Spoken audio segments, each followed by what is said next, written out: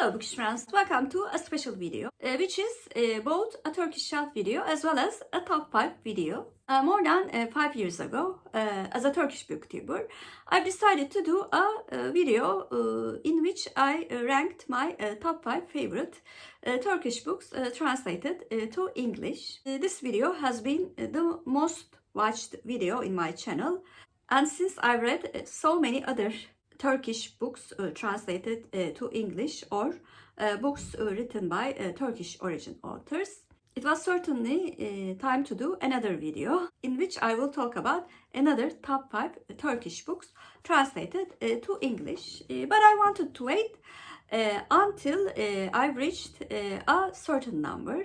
And so far I've reviewed 50 books that are written by Turkish authors or Turkish origin authors, either translated or available in English. When this number was 25, I made another special video in which I ranked the 25 books that I featured in my Turkish shelf videos.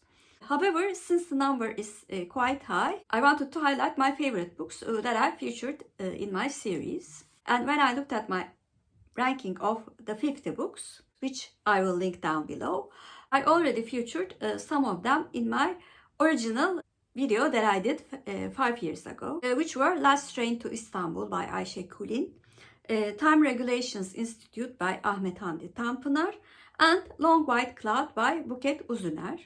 I also featured 2 other books which are quite high in my list: The Architect's Apprentice by Elif Şafak and My Name is Red by Orhan Pamuk in that video.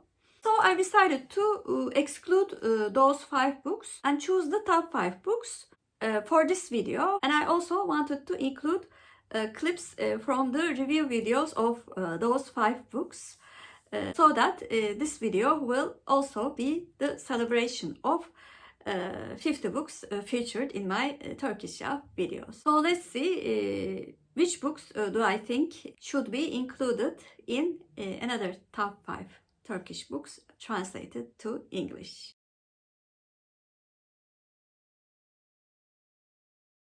The Island of Missing Trees by Elif Şafak was first published in 2021 by Viking Press in England.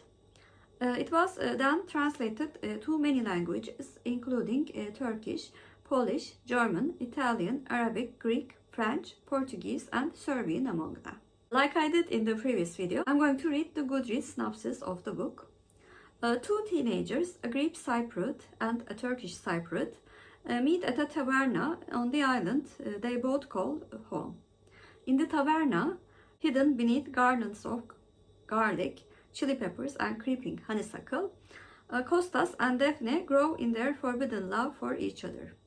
A fig tree stretches through a cavity in the roof, and this tree bears witness to their hushed, happy meetings and eventually to their silent, superstitious departures. The tree is there when the war breaks out, and when the capital is reduced to ashes and rubble, and when the teenagers vanish. Decades later, Kostas returns. He is a botanist looking for native species, but really he's searching for his lost love. Years later, a ficus gruca grows in the back garden of a house in London where Ada Kazantzakis lives. The tree is her only connection to an island she has never visited, her only connection to her family's troubled history, and her complex identity as she seeks to untangle years of secrets to find her place in the world. The book received very good reviews for many critics. This book is considered to be Elif Şafak's best work yet. It received many international award nominations.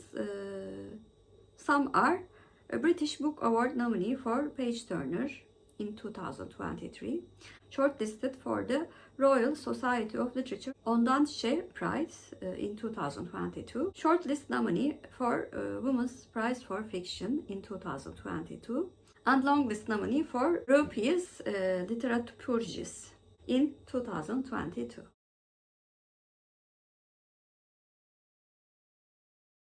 Serenade was first published by Doğan Kitap in 2011. It was translated into English by Braden Friedley and published by Other Press in 2020 under the title Serenade for Nadia. In this book, Maya Duran, who works as a public relations officer at Istanbul University, one day takes on the task of accompanying Professor Max Wagner, an elderly professor from America. Maya does not yet know that with the arrival of this academic, her seemingly ordinary life will change in an unexpected way because of the things that she learned from this professor's past life in Turkey.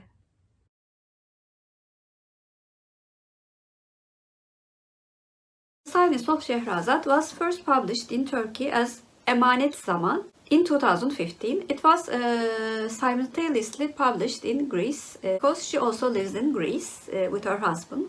She describes her plot of the book in her website like this. In an orange-tinted evening in September 1905, Scherazade is born to an opium-dazed mother in the ancient city of Smyrna. At the very same moment, a dashing Indian spy arrives in the harbor with a secret mission from the British Empire.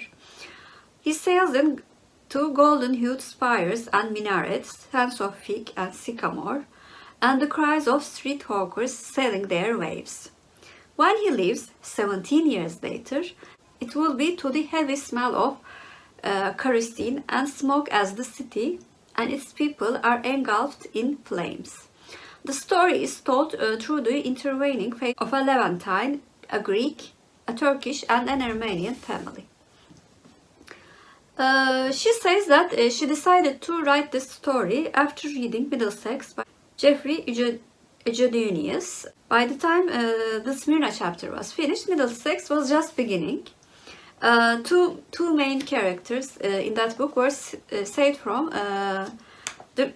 the Great Fire of Smyrna and made their way to Detroit, to the New World where the rest of the book unfolds.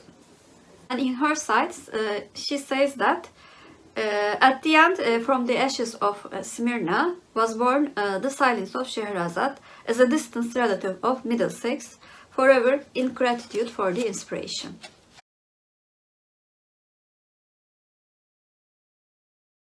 Biri Lezzet was published by April Yayıncılık in 2016. It was translated to German, English, Polish, Dutch, Bulgarian, Arabian, Urdu, Georgian, and Macedonian. The English edition, Pasha of Cuisine, was published by Arcade Publishing in 2018. The book was translated by Mark Wires. I will read the Goodreads synopsis, which I liked very much and suited the general atmosphere of the book very much. A Pasha of Cuisine is a rare talent in Ottoman lore. Only 2, maybe 3 are born with such a gift every few centuries. A natural master of gastronomy, he is the sovereign genius who reigns over aromas and flavors and can use them to influence the hearts and minds, even the health of those who taste his creations. In this fabulous novel, one such chef devises a plot to bring down the Ottoman Empire, should he need to, in order to rescue the love of his life from the Sultan's harem.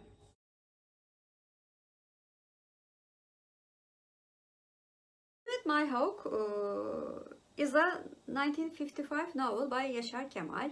It was Kemal's debut novel and is the first novel in his İnce Mehmet tetralogy. It was first written as a movie scenario, but because of its conflicts with the people who ordered the scenario, it then became a novel. Because I had trouble explaining the book in my wrap-up, I will just read the Goodreads synopsis. I will not give spoilers. Mehmet is a high-spirited, kind-hearted boy, grows up in a desperately poor mountain village whose inhabitants are kept in virtual slavery by the local landlord. Determined to escape from the life of toil and humiliation to which he has been born, he flees, but then he is caught, tortured, and nearly killed. When at last he does get away, It is to set up as a roving brigand, celebrated in song, who could be a liberator to his people. Unless, like the thistles that cover the mountain slopes of his native region, his character has taken a harsh and unforgiving form. The novel won the Varlık Prize for that year, which was the Turkey's highest literary prize, and earned Kemal a national reputation. In 1961, the book was translated to English by Eduard Roditi, thus gaining Kemal his first exposure to English reading speakers. In 2017, it took the first place in the list of 100 best Turkish novels. In 1984, the novel was freely adapted by Peter Ustinov into a film produced by Fuat Kavur, in which Ustinov played Abdia and Simon Dutton played Mehmet. Another title for the film is The Lion and the Hawk. Those were my top 5 another Turkish shelf books translated to English. Please comment down below, have you read any of the books that I mentioned in this video, and what did you think of them? If you're a new viewer, first of all, welcome. Please like and subscribe. Hope to see you very soon. Bye!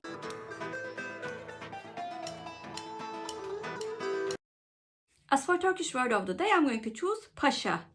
Pasha means Pasha in Turkish, and Pasha is our Turkish word of the day. Have a good day.